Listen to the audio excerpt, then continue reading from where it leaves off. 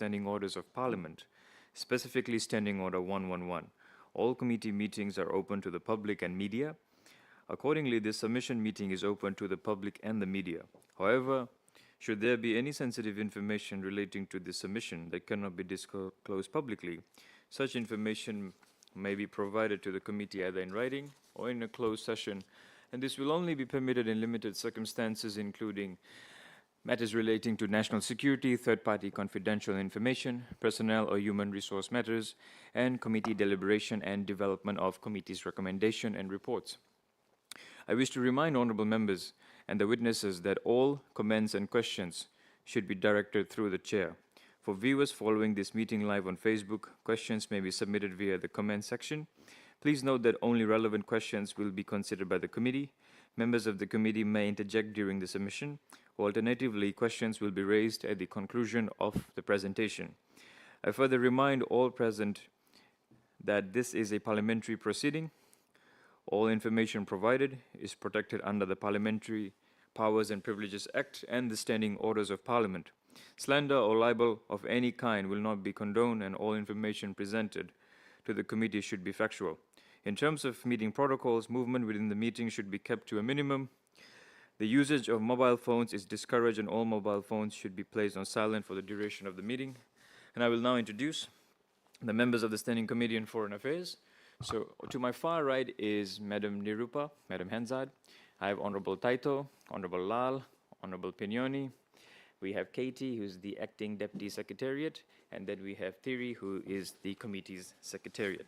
I am Deputy Chair, Rinesh Sharma, and today the committee will receive a joint submission from the Fiji Council of Social Services and the Pacific Islands Association on Non-Governmental Organizations, PIANGO, if I'm correct, in relation to the review of the agreement to establish the Pacific Resilience Facility. I now invite the witnesses from the two organizations to introduce themselves before proceeding with their submission. You have 20 minutes to present your submission, followed by 20 minutes for question and answers. Kindly note that all microphones should be turned on before you speak and turned off immediately after speaking to avoid any disruption to the live submissions.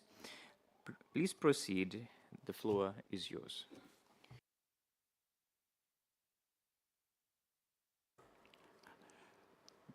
Buno Binakar, the Honorable Chair and Honorable Members.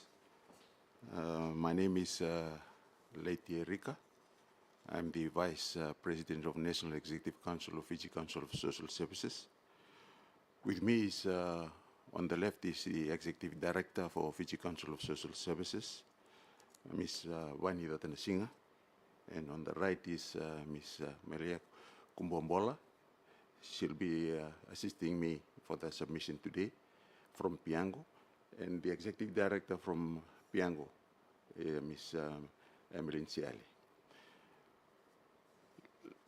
Honorable members, on behalf of FCOSS and PIANGO, we'll be submitting our submission this morning. This submission is made jointly by Fiji Council of Social Services and the Pacific Island Association of Non-Government Organizations, PIANGO. FCOSS exists to support and empower vulnerable and marginalized communities in Fiji to make a difference.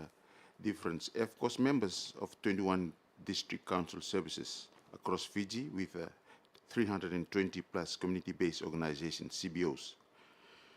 10 national NGO members with 200 more empowered communities.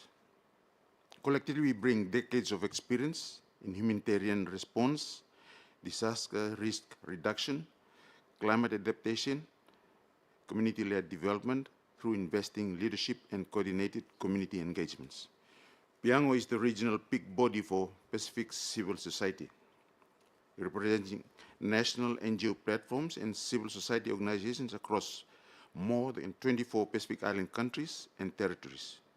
PIANGO membership includes community-based organizations and national NGOs and civil society networks deeply embedded in local contexts across the Pacific. Together, FCOSS and PIANGO represent well over thousands of civil society organizations with extensive, long-standing experience supporting Pacific communities before, during, and after crisis. This provides a strong practical basis for commenting on the design and implications of regional resilience financing mechanisms such as the Pacific Resilience Facility, PRF. Overall positions, FCOSS and PIANGO support Fiji rectifying the agreement to establish the Pacific Resilience Facility and becoming an early and constructive member. We view PRF as a timely and important initiative that aligns with long-standing Pacific priorities for regional ownership, self-determination, and accessible resilience, finance consistent, and 250 strategy for Blue Pacific continent. From a civil society perspective, the PRF has the potential to play a meaningful role in strengthening resilience at community, national and regional levels, provided its implementation remains true to its stated principle. Regional stability, Pacific countries are facing escalating and interconnected pressures from climate change, disaster risk, economic stress, broader geopolitical destabilization and order decreases. These pressures already manifesting in increasing humanitarian need, displacement and strain on public institutions and community systems. FCOSS and PIANGO strongly believe that investment in community-level resilience is the stabilizing force. When communities are better able to anticipate, withstand, and recover from shocks, the impacts of crisis are reduced. Social cohesion is strengthened, and reliance on repeated emergency response is lessened. In this context, PRF should be understood not only as a climate or development financing mechanism, but a strategic investment in regional stability. Supporting Pacific-led resilience initiative contributes directly to more secure and resilience in self-determining Pacific region at a time of increasing uncertainty. Localization in the role of civil society, FCOSS and PIANGO strongly welcomes PRF's emphasis on Pacific ownership, governance, and leadership, as well as the stated commitment to community-centered and nationally contextualized approaches. Civil society organizations, in particular Pacific community-based and national organizations, play a critical role in resilience building. They bring local knowledge, trusted relationships, and the ability to reach communities that are often least served by large-scale financing mechanisms. For localizations to be meaningful in practice, the PRF must enable realistic access to Pacific civil society, community, and based organizations, and not only governments or large implementing entities. Apply proportionate and enabling accountability and safeguarding requirements, rather than replacing barriers that have limited civil society access to global climate funds, and recognize civil society not only as implementers, but are partners in shaping priorities, approaches, and learning. FCOSS in PIANGO encourages government of Fiji to use its role within the PRF structure and the Council and Board to actively champion these principles of accountability and development effectiveness in Pacific finance management legislation to inform the development of the facilities, rules, and procedures. Honorable members, just to continue on engagement and partnership, we strongly encourage the government of Fiji to establish a national version of the PRF structure, specific for Fiji, exploring existing mechanisms that are already in place to ensure the principle of partnership and engagement with communities are enhanced. Secondly, representation of civil society upon the recommendation of the Fiji government to be in the advisory board of the PRF board and at the PRF dialogue forum. Also, that the PRF structure to incorporate and set up a national coordination model in developing that grant modality, adopting a co-design mechanism that is inclusive of civil society and our community members. The funding modality must factor in the principles of partnership, recognizing that some national partners have developed funding mechanisms that PRF can help scale up and provide match funding and co-financing community initiatives. For us, FCOSS and PIANGO, we offer the faculty aiding locally led engagement, FALE, which we have shared at the regional space as well. This is an anticipatory action facility that supports communities as first responders to disaster as a partnership case in point to inform the development of the PRF community program.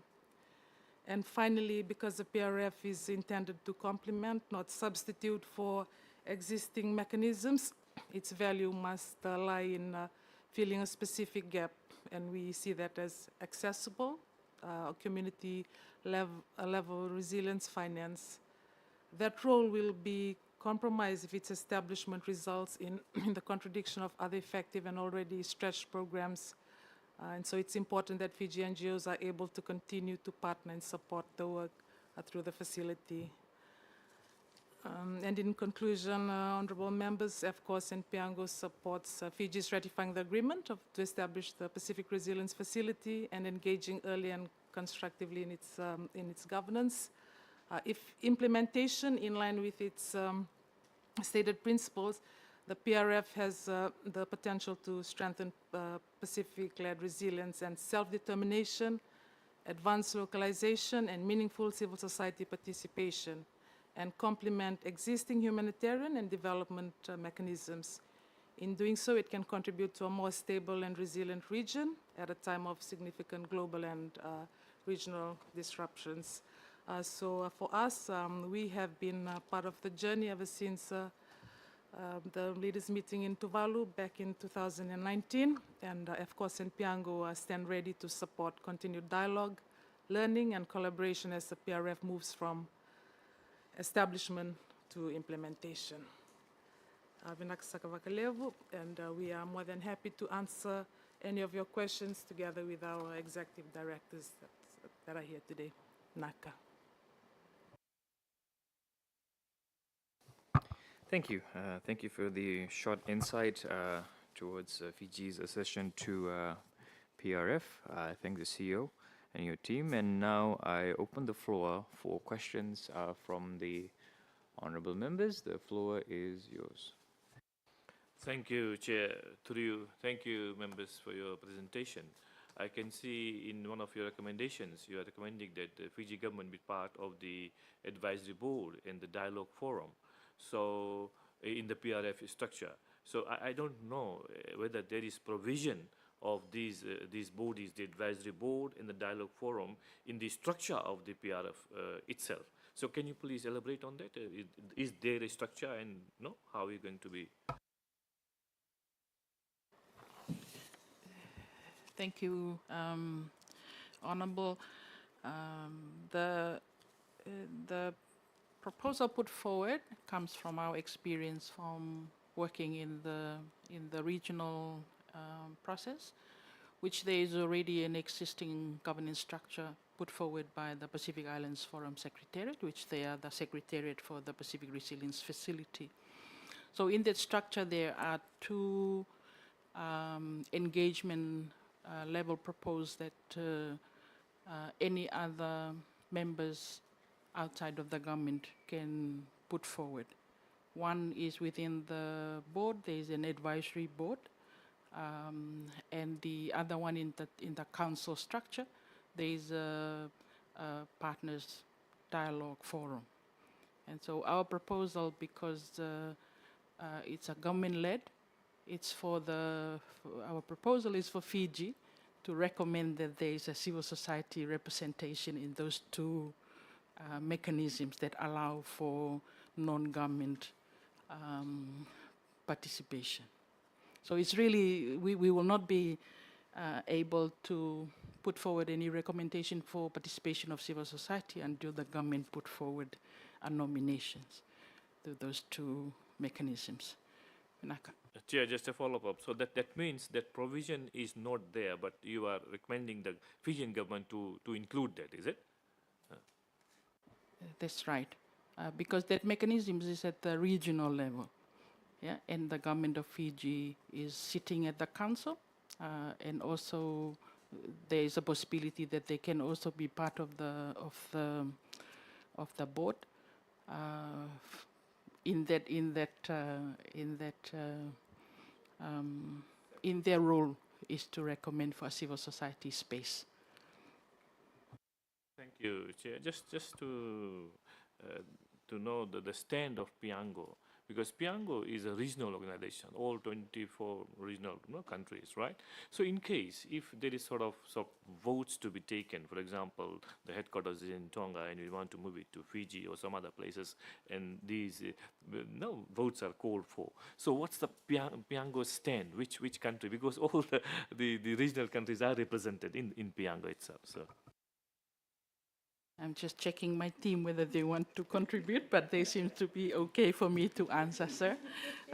So at the regional level, Piango is representing our members in countries. In Fiji, FCOSS is our members. Most of our members are coordinated body, umbrella organizations. But our members across the Pacific included territories. And so we are more than the 18 members of the Pacific Islands Forum because we recognize Guam, CNMI, French Polynesia. We don't look at the political situations of the countries. We just looked at their people organizations. And so at the structure of the Pacific Resilience Facility is a country-led. Yeah, where Fiji, for example, will be represented at the council, represented at the board, depending on how the decisions are made in terms of interests of Fiji as a country. Our request, because we do not have, like at the regional level, we do not have a government that represents us, so we go down to our members in country to put forward their recommendation to their country. And so we provide the support. And it will be like if Fiji is making a recommendation for civil society to sit at what we propose, the advisory committee, and the council forum, the partners forum, it would be that we would be recognizing someone from Fiji civil society.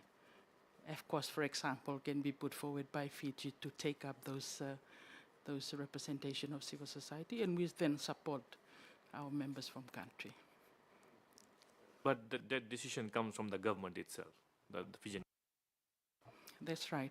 At this stage, we do not have any mechanisms like this, where the Pacific Islands Forum Secretariat do not open up for civil society to make recommendation to their governance structure.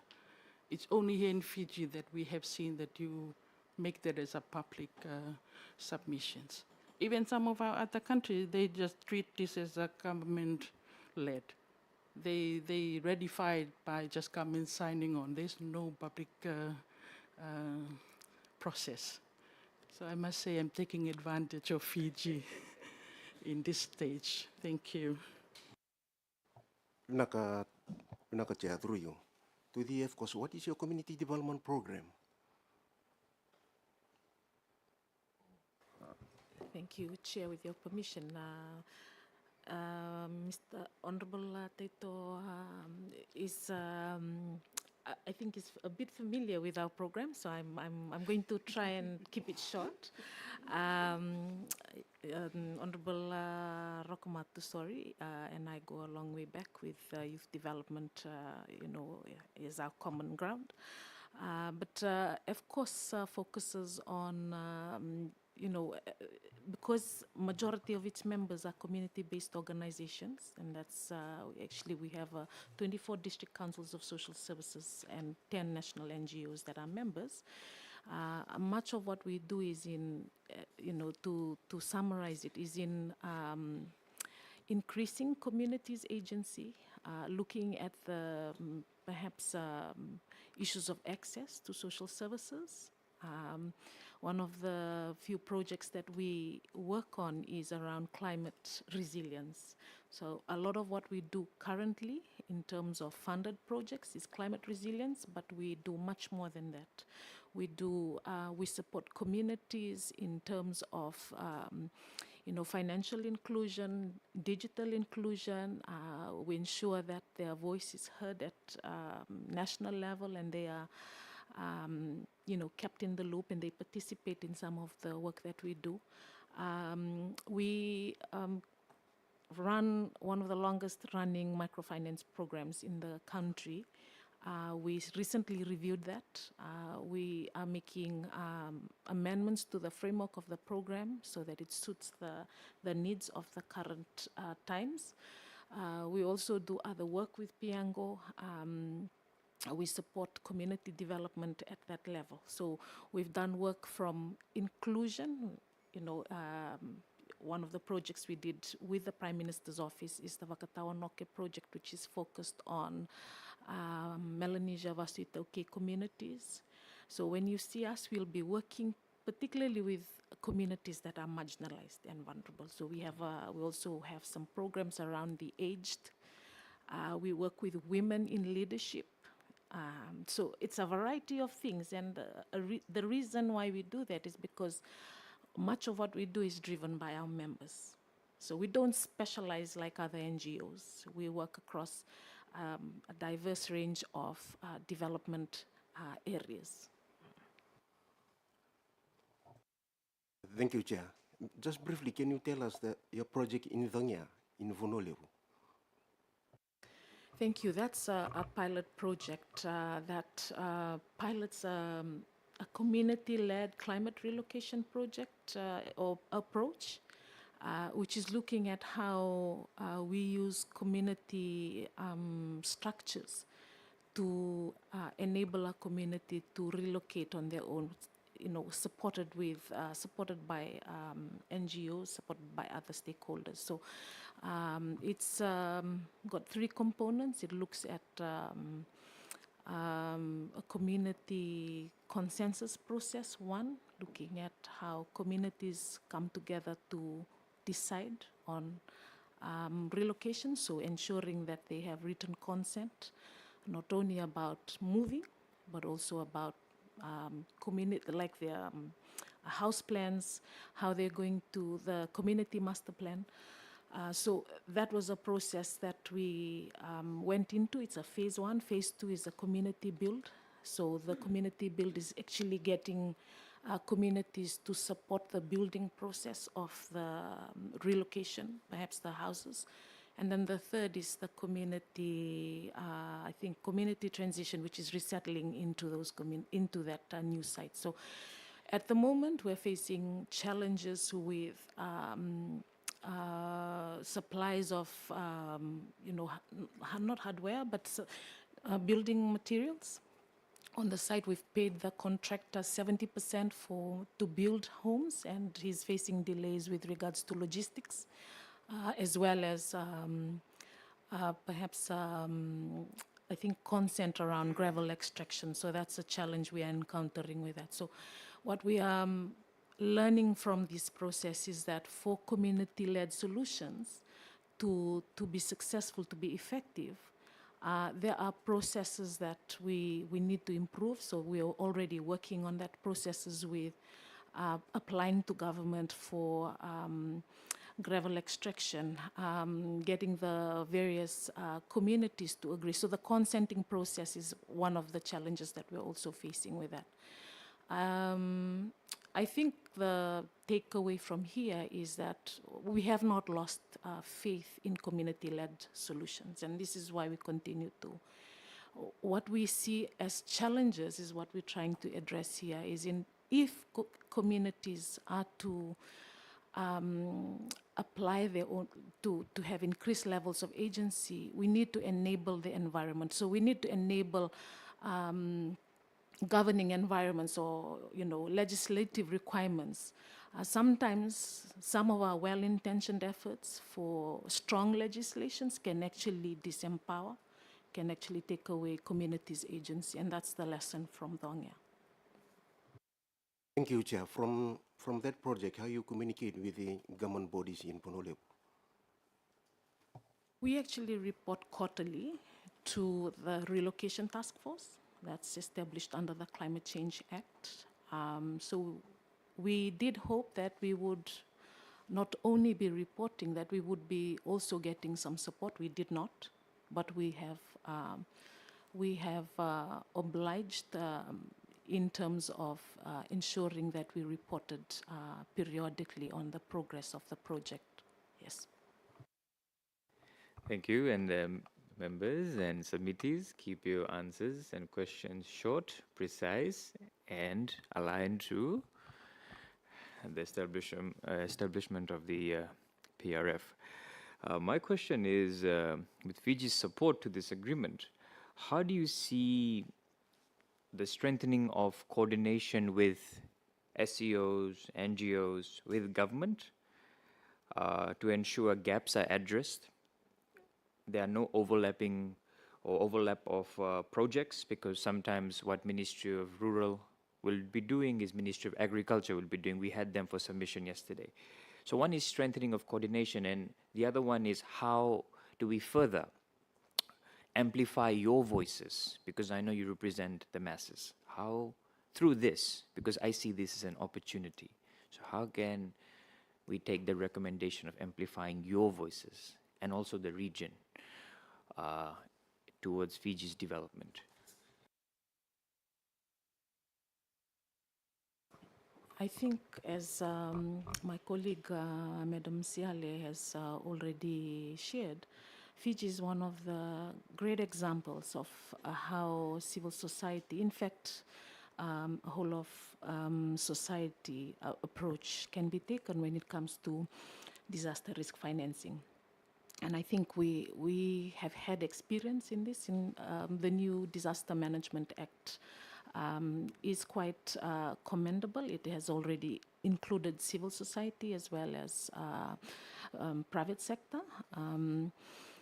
I think we are one of the, perhaps the stakeholders that has always raised the issue of coordination. And yesterday was the Disaster Council meeting. Again, we talked about not just focusing on systems, but also on behaviors. Right, behaviors of those who maintain the disaster coordination structure. So if we apply that to a disaster risk financing mechanism, I think that certainly there will need to be some attention paid to behaviors and attitudes to coordination, because one of the things we encounter is territoriality of different agencies. This is my area, I will not coordinate beyond that. That's not my problem, that sort of thing.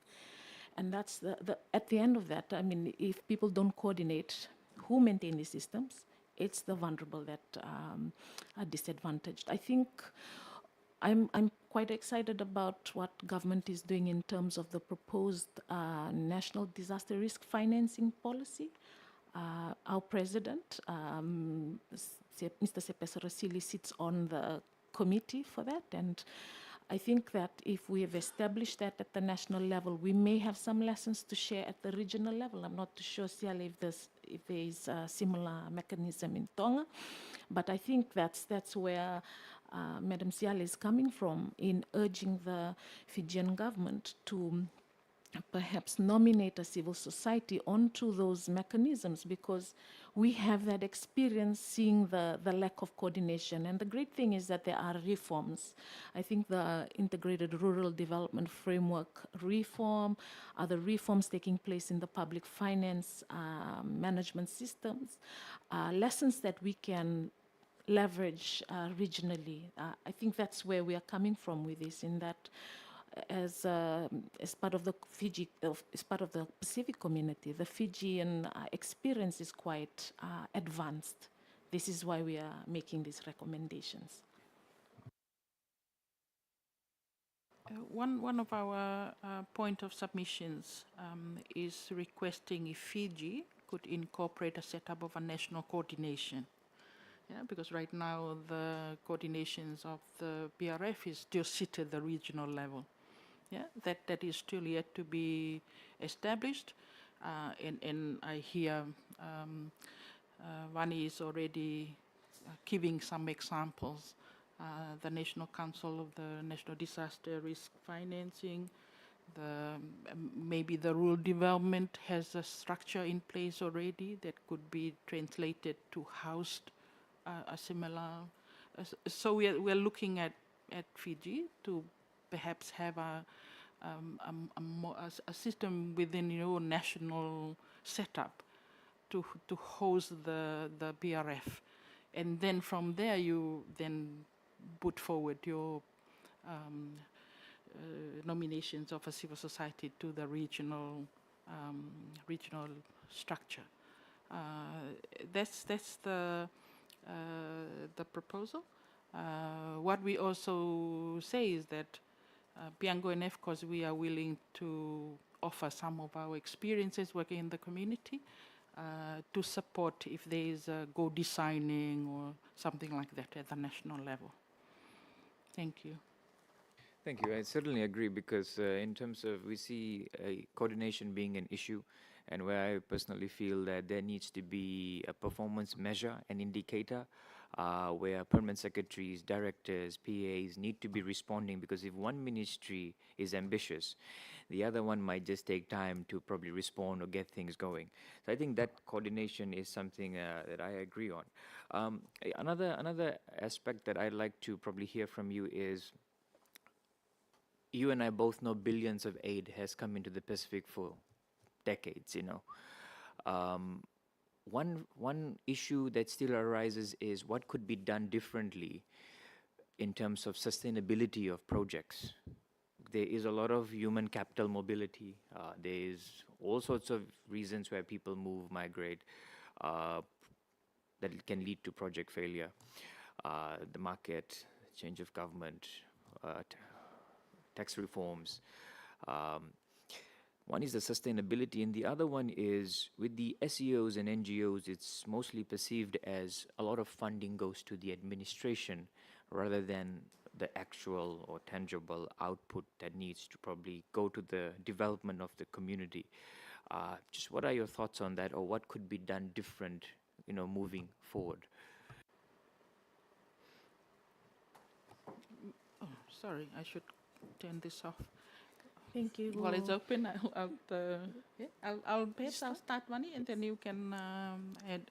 I'll just, there are two areas that we had in our submissions suggested that we look at the funding modality of the BRF if there's one developed for Fiji in particular, that we see that has not been done enough. And one of them is the partnership approach. Like, for example, we have been listening how one is talking about the Tongia pilot project. Just imagine if that is something that we can do as a partnership platform, where we have private sector, we have government, and we have civil society. When we talked about sustainability, we have come to learn that our sustainability is to make sure that what we do deliver on the priorities set by government. Yeah? Because donors might come and they might have like a few dollars, but very short, like five years if we are lucky. Yeah? And so how do we build projects with some of the funding from donors can help pilot learning, and then what we are asking that this could be like scale up, like a matching funding, yeah. So that we can see that the things that some of our civil society managed to start can be scaled up by government if that is something that we see will deliver the priorities of the nations. I also want to emphasize, as you have had alluded to, in terms of funding that goes to civil society often goes into administrative cost, and that is just as important. Because when we go into community, we also often, before we even start projects, we support the governance setup, the participations of women to make sure that they're in the committee. As you all know, some of our traditional committees, there are no space for young people, there are no space for women. So some of those administrative work is to establish those mechanisms to bring community together. Vani had actually alluded to consensus building. Yeah? Some of those costs are not factored into the project, but it's just as important. Sustainability is to build that kind of momentum within your community for them to think bigger than what their daily existence. Yeah? And so we also have a lot of donors talking about risk management. And what we have seen the current practice, they come and do assessment, and then they took the learning with them. And the community are left with nothing. And every time we come with a new project, it's a new process. Yeah? So those are some of the key things that we need to recognize, that some of those administrative costs that bear by the civil society help build that. Yeah? And are often not part of some of the small projects. Maybe Vani can add a little bit more if you feel like that we have. Maybe just to reassure members that I think that may apply to international NGOs. For local NGOs like ours, when we apply for finance, we're given a percentage that we have to maintain for operations and projects. Yeah? So when we put in our proposal, our operations cost is maintained at like 30%. That's the standard. If we apply and it goes over, our proposals don't get funded, don't get accepted. So it's very different in government. So, for example, if I remember correctly from our Monday discussions at public finance workshop with Ministry of Finance, your operational costs that are almost 60 to 70% as government. That is unthinkable for NGOs. That would be so for local NGOs who apply for finance, we don't get funding from government. So every year we are fundraising that we're putting in proposals, and usually funders require us to maintain a certain percentage. Above 30%, your proposal will not be considered. So you can be assured that majority of the finance we receive goes into activities with communities. If it's training or if it's some project at community level, it's at about 60% or more.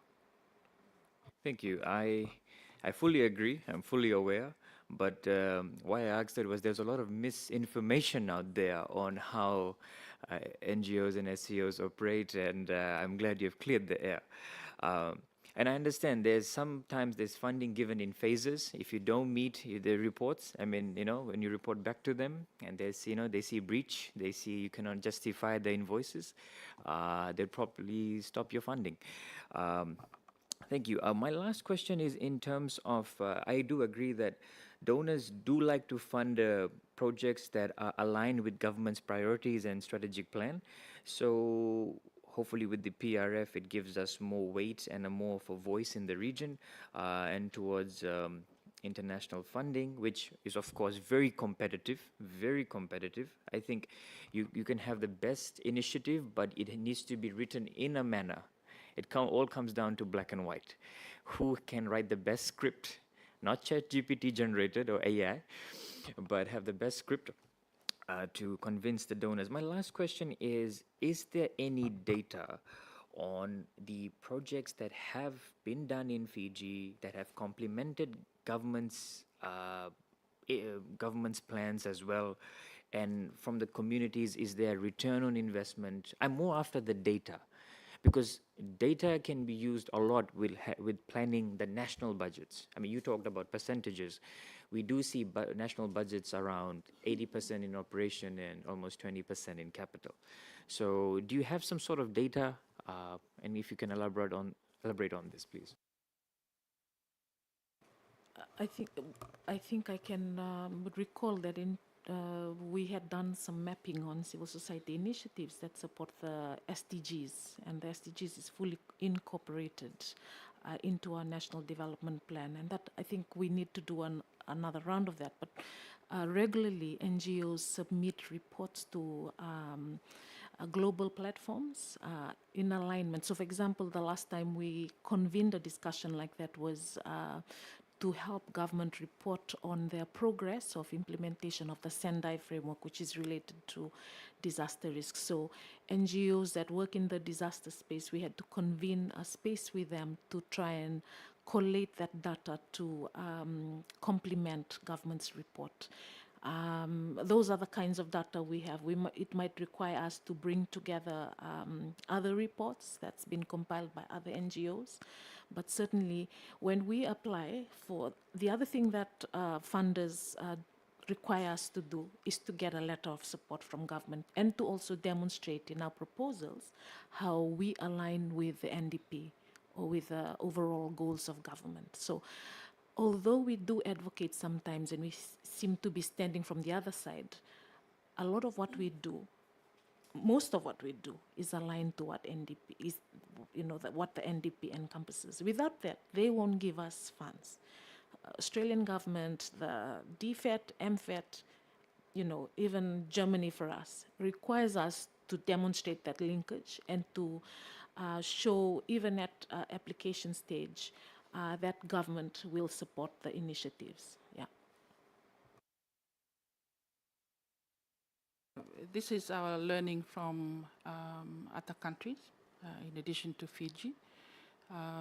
Just wanted to add that within our Piango network, we also want to promote the data that represent stories of people's lives, not just like hard data, like counting numbers. And that is something that we continue to promote, to say, let's not just like focus on the data as in numbers, because oftentimes we recognize the change in our communities by some of the human stories.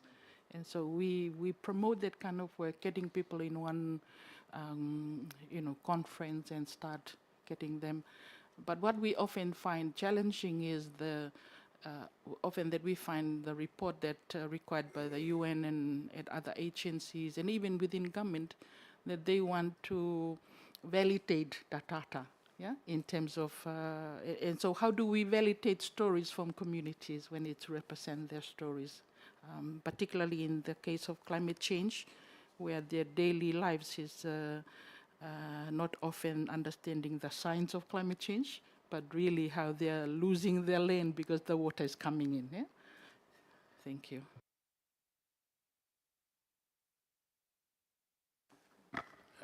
Thank you. Thank you very much for the presentation and all the clarification that are provided before the committee. My question is very simple. How is Fiji is being we are always inundated by natural disasters every now and then, and they are learning curves that organizations have adopted along the way. My question in going into PRF, how well coordinated are our civil society organization, private sector, government, and of course the NDMOs? How well connected are you in terms of communication and deliberation and governance as a whole with work that you do, avoiding duplication? I'll make an attempt to answer, and then I'll ask Vani. I think my answer would be around how can we make the PRF funding modality in a new way, like looking at what have we not done enough. In our proposal, we are putting forward what we are currently working on, the facility aiding locally led engagement, which is short for FALE. This is around how we support FCOSS and their members in country to prepare the funding to be pre-positioned ahead of time before the disaster hit. Yeah, because what we often find is that the cyclone hit, and then we run around to evacuate communities to the safe house and all of that. So the funding is being used by community to trigger their own, when do we need to put the resources ahead of time, not wait until the cyclone hit, but we already mobilize the resources to FCOSS and to their members to support paying for vehicles to take the people with disability, elderly people, if they are in a low ground to a high ground for evacuations. I think we need that kind of change the way we think about financing our communities. Not just like wait until something happens and then we kind of give them the support for recovery, but pre-position our resources ahead of time so they can make use to save lives. Maybe just to add, sir, that across the Piango network, FCOSS, we work directly with NDRMO, Tonga, Vanuatu. So those relationships have already been established, and that collaboration is already ongoing. What we are seeing in Fiji is that in Fiji, we are recognized officially. And so that doesn't give us much of a choice. We follow what government tells us to do when disasters occur. There are times, that's why we fully engage in the process. We come to the table when where we feel, you know, it's better to address some of the shortcomings directly rather than from outside. If we've resorted to kind of talking in the media, and that's because some of what we think are putting people at risk is not being heard.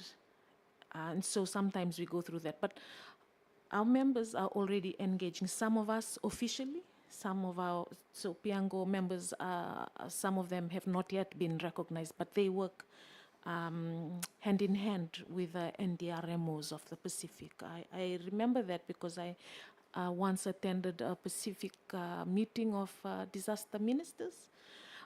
And there was a discussion around civil society participation in this space.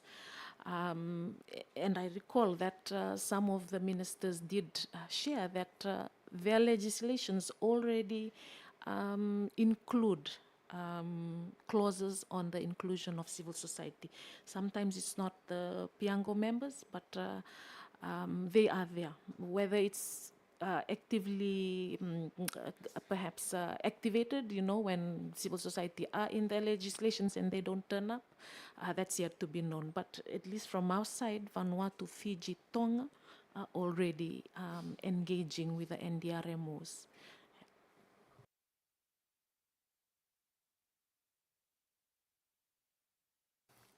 Okay, thank you, members. Thank you, submittees. I wish to sincerely thank the representatives from the two organizations for availing themselves for this submission this morning. We appreciate your time and cooperation, and we look forward to your continued engagement. Should the committee require any further information, and God bless and the amazing work that you do, and the committee, a submission to the committee is always a platform to voice out, provide clarity, ensure that we are aligned with our national goals and regional goals, working towards as developing our beloved nation. And on that note, I declare this meeting closed. Vinaka.